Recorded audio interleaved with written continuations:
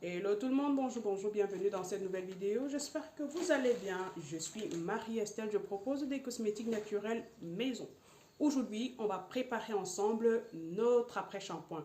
C'est un après-shampoing fait à base d'hibiscuits, de graines de fenugrec, de gel de lin. On va infuser tout ça et on va l'utiliser en phase aqueuse. Dans cette préparation également, pour tout ce qui est côté nourrissant, on va opter pour l'huile d'avocat, le beurre de karité. Pour travailler au niveau de la brillance, on va utiliser de la kératine végétale, la protéine de riz. On va rajouter un peu de miel aussi pour assaisonner tout ça. Alors ainsi, je vais passer à la préparation. Je vais infuser, je vais préparer la phase aqueuse, préparer ma phase huileuse et on va passer aux deux phases. On est sur une émulsion. Donc, on a deux phases à préparer. Alors, passons maintenant à la préparation de notre infusion. Donc, vous prenez une bonne poignée de fleurs d'hibiscuit, vous rajoutez un peu les graines de fenugrec, vous rajoutez également les graines de lin et vous passez au feu. Donc, c'est cette infusion qui va constituer notre base aqueuse. Alors, on prépare notre phase huileuse par la même occasion. J'ai déjà pesé mon huile d'avocat, le beurre de karité. Ici, je rajoute simplement la cire émulsifiante et l'acide citérique, c'est un co-émulsifiant. Ça permet d'épaissir la préparation. À côté, vous voyez que notre infusion est déjà prête. On vient tamiser, on vient simplement extraire notre jus. Et voyez, hein, c'est déjà bien gluant.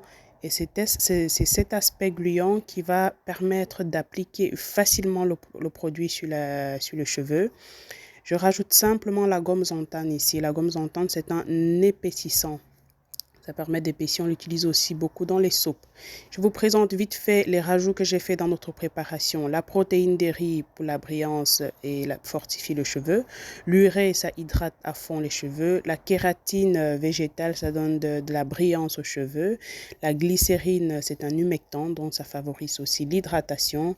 Le cosga, c'est un conservateur. On a une phase aqueuse importante. J'aime bien quand ça sent bon, donc je rajoute un peu de parfum. Et je n'ai pas montré, mais il y a également l'huile, la vitamine E qu'il faut toujours rajouter aussi pour conserver votre phase huileuse.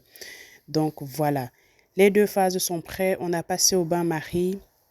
On vient rajouter et l'étape suivante, vous la connaissez, ce n'est plus un secret. Vous prenez simplement votre mixeur et vous mixez, vous mixez, vous mixez. Si vous êtes correct, si vos mesures sont exactes, la préparation, elle prend naturellement. Donc ici, il n'y a vraiment pas de miracle. Il suffit simplement d'être correct dans vos dosages. Donc voilà notre préparation. Regardez déjà un peu la texture. Vous voyez comment c'est déjà gluant. Ça va encore un peu s'épaissir d'ici demain, une fois que le mélange va être plus stable. Donc cet après-shampoing est top pour les enfants qui ont des cheveux frisés. C'est vraiment, ça convient à tout type de cheveux. Donc vous pouvez y aller, vous l'appliquez et vous brossez. Je viens conditionner mes peaux dans un format de 300 cc et voilà, le tout est joué. Voilà, j'espère que vous avez apprécié cette vidéo. N'hésitez pas, vous pouvez reproduire la vidéo. Alors, un conseil, vous pouvez combiner plusieurs gels. Le gel de gombo aussi ou le gel d'aloe vera. Des gros bisous, à la prochaine.